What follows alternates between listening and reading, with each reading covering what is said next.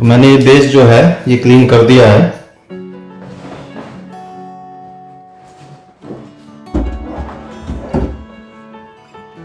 भेजियो light ले लो, कपड़ों का स्टैंड ले लो, बाउंसर ले लो, बाउंसर ले लो। हाँ काम नहीं बताने का है नहीं, ये नहीं। हाँ और क्या, ठीक है, यही ठीक है अपना खाना दे दिया मुझे। और क्या।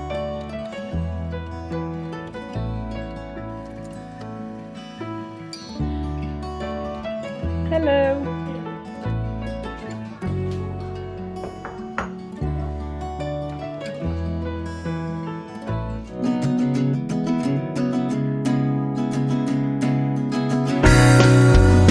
Hi everyone, Namaskar, Salam, Sat Sri Akal. Welcome back to the Ipsol in One channel. I hope you all are doing really well. आज मैं आप सभी के साथ शेयर करने वाली हूँ लॉन्ड्री रूम मेकओवर या फिर यूटिलिटी एरिया मेकओवर और इसी के साथ एक busy day in my life kind of vlog. Hope आज का कंटेंट आपको पसंद आएगा। I am little bit under weather, तो मेरी आज आवाज़ आपको थोड़ी सी चेंज लग सकती है। वेल, चलिए शुरुआत करते हैं। तो यूटिलिटी एरिया की शुरुआत हमने करी थी उसका फ्लोर चेंज करने से, और ये फ्लोरिंग हमने घर में मूव होने से पहले ही कर दी थी। और हाउस मूविंग सीरीज के जो मैंने एपिसोड्स डाले थे उसमें आपने ये छोटी सी एक बिट्स देखी भी होगी, बट क्योंकि मैं पूरा मेकओवर यहाँ पे आज शेयर कर रही हूँ, then I thought to include this clip again, क्योंकि कुछ लोगों के सवाल भी थे कि किस तरह से आपने ये फ्लोर लगाया है। और सच कहें तो ये मेकओवर हमारा 3 बार में जाके पूरा हुआ। मूव होने से पहले फ्लोरिंग करी थी और साथ ही पेंट वगैरह कर दिया था अंदर का, और इसके बाद एक दिन लग के हमने थोड़ा सा सेटअप चेंज करा और एक दिन फिर इसको डेकोरेट करा। तो वो स्टेप बाय स्टेप मैं आपको बताती ही रहूंगी। तो फ्लोरिंग चेंज करने के लिए सबसे पहले जो एग्जिस्टिंग वहां पे फ्लोर था वो सारा का सारा स्क्रैप किया है और उसको अच्छे से क्लीन किया है। और जो फ्लोरिंग हम यहाँ पे यूज करने वाले हैं आप आसानी से कर सकते हैं, बस ये कि थोड़ी सी नीटनेस आपको चाहिए होती है। तो फिलहाल जितनी भी इसकी एजेस थी वो भी स्क्रैप कर दी है और जो फ्लोर है उसको अच्छे से खुरदुरा कर दिया है, यहाँ पे उसको भी अच्छे से घिस दिया है, कोई भी गंदगी नहीं होनी चाहिए। तो यहाँ पर पहले भी विनाइल फ्लोरिंग हुई थी तो वो शीट हटा के और उसके बाद सारा इसको अच्छे से क्लीन कर दिया। अब ये आती है विनाइल शीट, ये अप्रोक्सीमेटली 3 mm थिक के करीब होती है, वाटरप्रूफ होती है and it is really good alternate अगर आपको वुडन फ्लोरिंग पसंद है। इवन दो इसके प्रिंट इस तरह के आते हैं कि आप इसको टाइल वाला लुक भी दे सकते हैं, आप इसको लेमिनेट वाला लुक भी दे सकते हैं, आप इसको वुडन फ्लोरिंग वाला भी दे सकते हैं। अब क्योंकि हमने ग्रे ही पूरे घर में चूज किया है तो इसीलिए हमने ये ग्रे शीट ली है और ये हमने B&Q से ली है। तो ये it is really good alternate अगर आपको किसी भी रूम का चेंज करना और उसको लगाना भी आसान होता है। बस ये है कि थोड़ी सी सफाई हाथ में होनी चाहिए जैसा कि मैंने पहले बताया है। और इसके बाद सिलिकॉन वगैरह सारी चीज़ें लगाई जाती हैं और टूल्स आपके पास होने जो हैं वो बहुत ज़रूरी होते हैं। लाइक इसको बिल्कुल परफेक्ट साइज में आपको कट करना है, कहीं पर ऐसा ना हो कि जो किनारे हैं वो थोड़े से ऊबड़ खाबड़ हो जाएं, ऊंचे नीचे रह जाएं, तो फिर वो अच्छा नहीं लगता है। तो ये विनाइल फ्लोरिंग कहलाई जाती है और आजकल बहुत सारे जो न्यू बिल्ड अपार्टमेंट्स या घर होते हैं उनमें ये यूज किया जा रहा है, क्योंकि वुड जो है वो बहुत ज्यादा महंगी हो गई है। तो आजकल या तो लेमिनेट यूज किया जाता है या फिर ये विनाइल फ्लोरिंग यूज की जाती है। तो हमने पहले ये करके देखा छोटे एरिया में, इट इज फाइन। हालांकि लिविंग रूम में और ऊपर के दोनों बेडरूम में इन जगह पर हम लोग पहले ही करा चुके थे और जब वो लोग फ्लोरिंग कर रहे थे तो विकास ने बहुत ध्यान से देखा एंड ही इज लाइक मैं लेमिनेट फ्लोरिंग भी कर सकता हूँ, वुडन फ्लोरिंग भी कर सकता हूँ। बट खैर यहाँ पे हमने अच्छे से ये किया और ये बिल्कुल परफेक्टली फिट हो गया। तो विनाइल शीट जो है इसको हमने पूरे के ऊपर अच्छे से बिछा दिया और नीचे इसमें कोई भी गम वगैरह आपको लगाने की जरूरत नहीं होती है, सिर्फ जो किनारे हैं वो आपको सील करने होते हैं।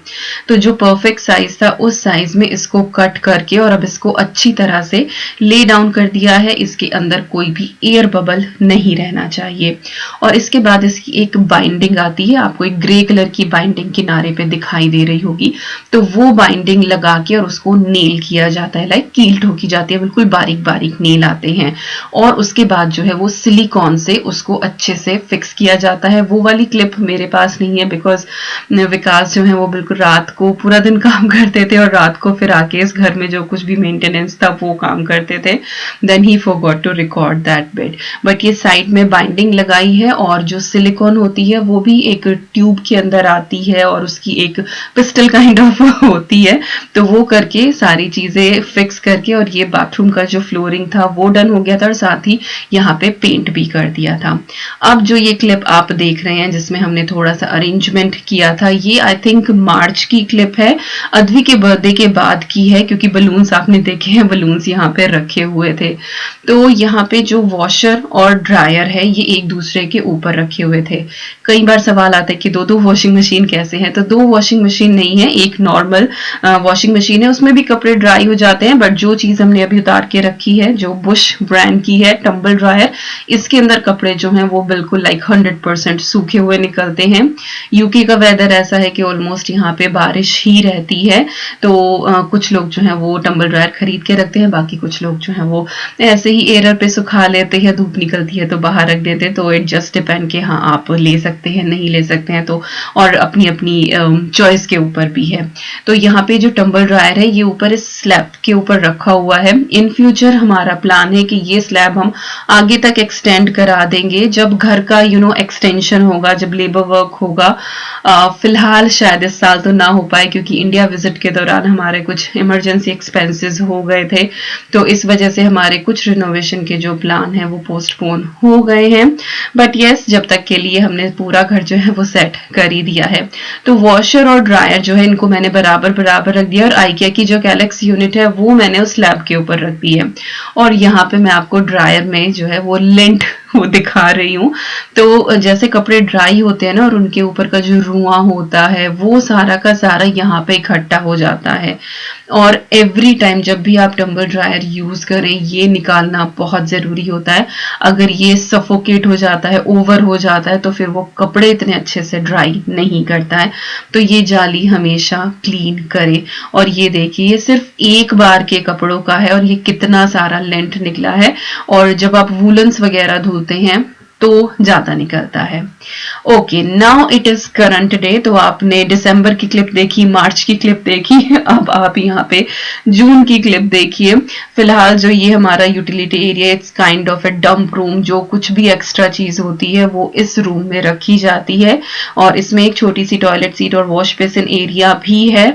तो फिलहाल जो है ये बहुत क्राउडेड है और आज मैंने डिसाइड किया है कि आज इस रूम को, इस पर्टिकुलर प्लेस को अच्छा सा एक मेकओवर देना है। तो वो मैंने बिफोर क्लिप आपको दिखाई है।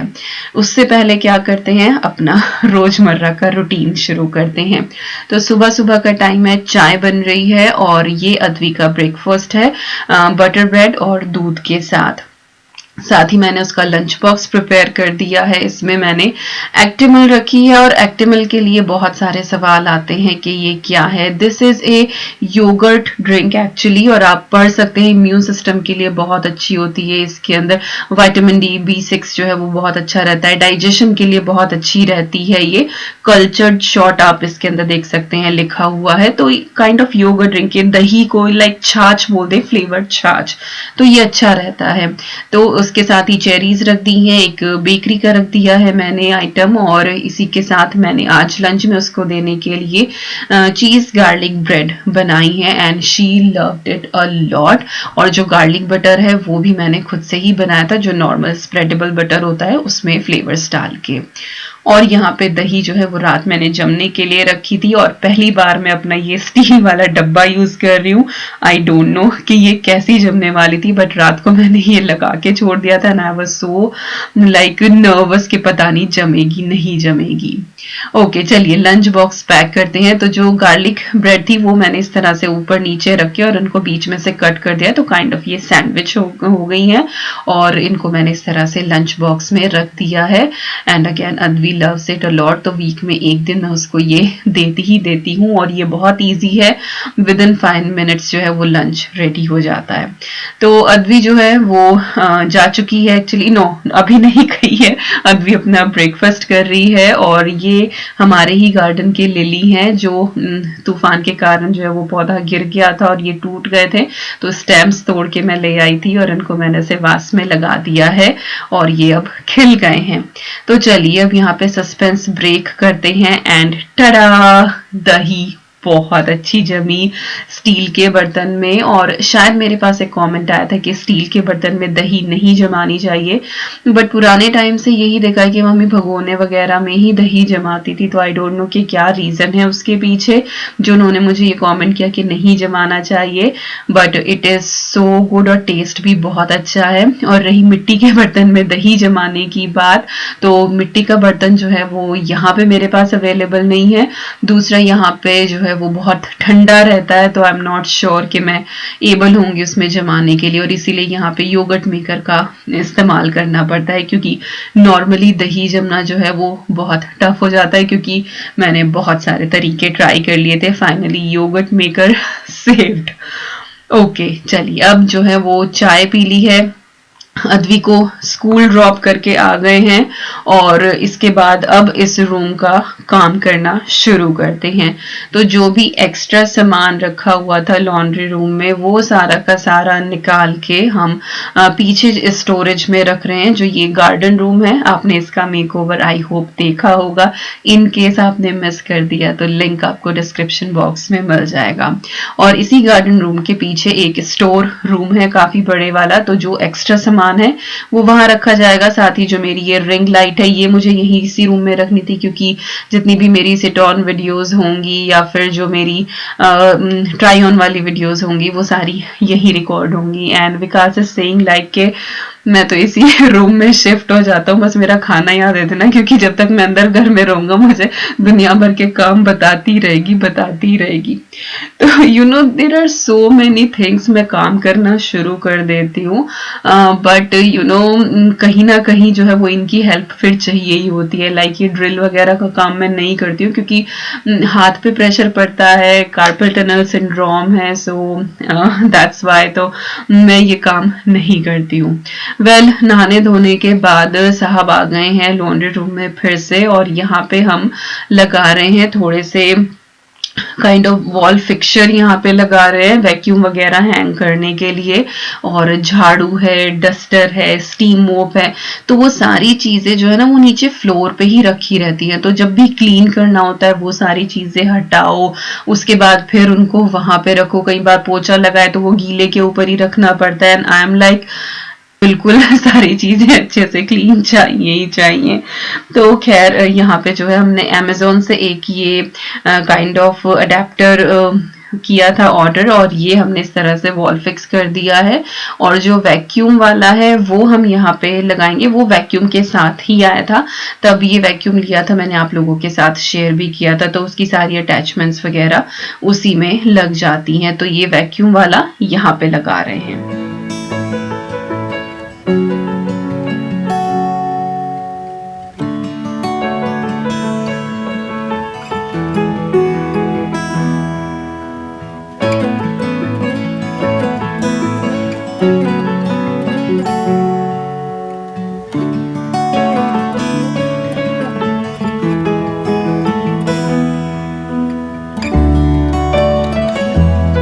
मैं जब भी इस तरह से कोई भी वीडियो एडिट करती हूँ और चीजें फास्ट फॉरवर्ड में रखती हूँ, then I was feeling like काश सच में भी ऐसा हो जाया करता तो कितना अच्छा लगता।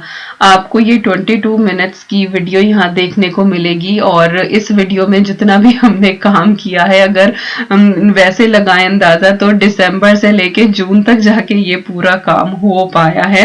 और अगर आवर्स के हिसाब से लगाएं तो आई थिंक 24 आवर्स से ज्यादा जो है वो इस रूम में लगे हैं, फ्लोर से लेकर और डेकोरेशन तक सब कुछ सॉर्ट करने में, अगर सबको एक साथ काउंट करें। वेल यहाँ पे मैं बस थोड़े बहुत आइडियाज आपके साथ शेयर करती हूँ। मे बी आप लोगों को कोई टिप मिल जाए, मे बी आप लोगों के लिए कोई एक चीज भी हेल्पफुल हो जाए, देन मेरा वीडियो बनाना सफल हो जाता है। तो यहाँ पे जो हमारा वैक्यूम का होल्डर था वो हमने यहाँ पे लगा दिया है, और साथ में इसमें अलग स्पेस भी दिया हुआ है। जितनी भी और अटैचमेंट्स होती हैं वो भी आप इसमें लगा सकते हैं, जैसे कि एक पाइप वाली अटैचमेंट होती है, एक सोफा को क्लीन करने का छोटे वाला ब्रश होता है। तो डिफरेंट डिफरेंट अटैचमेंट आती है कोर्डलेस वैक्यूम के साथ, तो वो सब भी एक साथ ही हो गई हैं। अदरवाइज वो एक बास्केट में रखी रहती थी, तब जरूरत हो उनमें से निकाल के लिया। तो अब सारी चीजें जो है वो एक साथ आ गई हैं। और इसके बाद जो ये अमेजोन वाला हैंगर था, इसके ऊपर भी हम सारी चीजें अब अच्छे से हैंग कर देंगे। तो यहाँ पे गई मेरी झाड़ू, और इसके बाद यहाँ पे ये मोप, ये मैनुअल चीजें कभी कभी होता है तो इनसे यूज हो जाती हैं। और ये एक डस्टर हो गया, साथ में जो स्टीम मोप है वो भी हैंग कर दिया है। और यहाँ पे हमारा जो वैक्यूम है वो भी लग गया है। और अब इसको डायरेक्ट चार्जिंग पे लगाने की जरूरत नहीं होती, जो होल्डर है उसी के अंदर एक कनेक्शन होता है, तो उसके थ्रू फिर ये चार्ज हो जाता है। तो अब चीजें जो है वो फ्लोर से ऊपर चली गई हैं, और बहुत ही स्लीक और स्मार्ट और बहुत ही अच्छी लग रही हैं ये हैंग हुई भी यहाँ पे, और बिल्कुल साइड में हो गई है। तो वो विजुअल क्लटर भी नहीं दिखाई दे रहा, अदरवाइज ऐसा लगता है कि बहुत ज्यादा चीजें जो हैं वो इधर उधर हो रही हैं। खैर अब जो है वो लंच ब्रेक लिया है, अद्वी को भी लाने का टाइम हो रहा था, तो अद्वी आ गई थी। मीनवाइल मैंने खाना बनाया, रेसिपीज रिकॉर्ड नहीं करी क्योंकि नॉर्मल बस यहाँ पे अरहर की दाल है, बूंदी का रायता है, साथ ही आलू पालक की सब्जी है, और सैलेड है, रोटी है। यही सारी चीजें जो हैं वो बनाई थी सिंपल सी, और ये ऑलरेडी चैनल पे है तो इसीलिए मैंने रिकॉर्ड नहीं किया था। अब बारी आती है इस रूम को एक डायमेंशन देने की, थोड़ा सा इसको डेकोरेट करने की। तो सबसे पहले जो है वो हर चीज वाइप डाउन करूंगी, मैं हर चीज को अच्छे से क्लीन करूंगी। तो यहाँ पे ज़फ्लोरा का मैंने वाइप लिया था, स्प्रे लिया था सॉरी, और उसको मैंने अच्छे से चारों तरफ स्प्रे कर दिया है। और इसके बाद एक डैम्प क्लॉथ लेके, जो मैं बाथरूम क्लीनिंग के लिए ही यूज करती हूँ, उससे सारी की सारी चीजें जो हैं वो मैं क्लीन करूंगी। और जितना भी अगर कुछ सामान यहाँ पर रखा हुआ था इस काउंटर टॉप पे, वो सब मैंने हटा दिया है। वैसे यहाँ पे सिर्फ एक जो है वो हैंड वॉश ही रखा हुआ था, नथिंग एल्स। और इसके बाद जो भी ये टाइल एरिया है, ये सारी की सारी चीजें हम यहाँ पे क्लीन कर देंगे। और सामने जो आपको एक मिरर कैबिनेट दिखाई दे रही है, अगर आपको याद हो तो रेंटेड घर में बेडरूम में मैंने ये लगाई हुई थी, और ये एक्चुअली बाथरूम कैबिनेट ही थी, लेकिन वहां पे मैंने इसको एज ए ड्रेसर यूज किया हुआ था। तो ये भी हमने यहाँ पर फिक्स कर दी थी, और इसकी मेरे पास कोई क्लिप नहीं है, बहुत इजी है ये फिक्स करना। तो वो हमने इस वाले बाथरूम में लगा दी है, क्योंकि ऊपर वाले बाथरूम में तो ऑलरेडी काफी बड़ी कबर्ड और कैबिनेट्स वगैरह बनी हुई हैं। तो सारी चीजें जो है वो एक बार अच्छे से वाइप डाउन करके, और इसके बाद फिर मैं थोड़ा सा इस प्लेस को डेकोरेट करना शुरू करूंगी। और यहाँ पे 2 ये स्टोरेज हैं, जिसके अंदर मैं जितने भी मेरे क्लीनिंग के होते हैं ना एजेंट्स वगैरह, जो भी स्प्रे वगैरह होते हैं वो मैं रखती हूँ। साथ ही जो वॉशिंग मशीन में यूज होने वाले हैं, लाइक मेरा लॉन्ड्री डिटर्जेंट हो गया है या फिर फैब्रिक फ्रेशनर हो गया है, वो यूज करती हूँ। तो डिफरेंट कबर्ड्स हैं, एक क्लीनिंग के लिए है और एक जो है वो वॉशिंग मशीन से लाइक लॉन्ड्री से रिलेटेड है, तो वो मैं उसके अंदर रखती हूँ। तो उन 2 कैबिनेट्स में वो सामान आ गया है। और इसके बाद जो ये मिरर कैबिनेट है, इसके अंदर मैंने एक एक चीजें स्पेयर रखी है, लाइक यहाँ पे भी मैंने टूथब्रश और टूथपेस्ट वगैरह रखा हुआ है, कोम्ब रखे हुए हैं, फेस वॉश वगैरह रखा हुआ है। इन केस एक साथ ही दोनों बाथरूम यूज करने हैं तो दोनों जगह जो है वो सप्लाई होनी चाहिए, तो मैंने यहाँ पे भी रखा हुआ है। और ये towel holder I think B&M से लेकर आए थे, सक्शन वाला है, और वो लगा दिया है। और बस अब थोड़ा बहुत यहाँ पे मैं डेकोरेट करना शुरू करूंगी।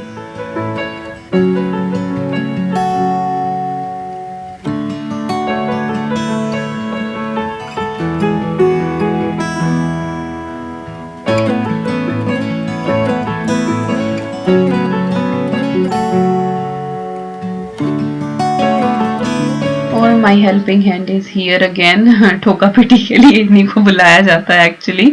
तो मेरे पास ना 2 वॉल पेंटिंग थी और वो एक्स्ट्रा ही थी, घर में कहीं नहीं जा रही थी, और ये दीवार मुझे बहुत ज्यादा एम्प्टी सी लग रही थी।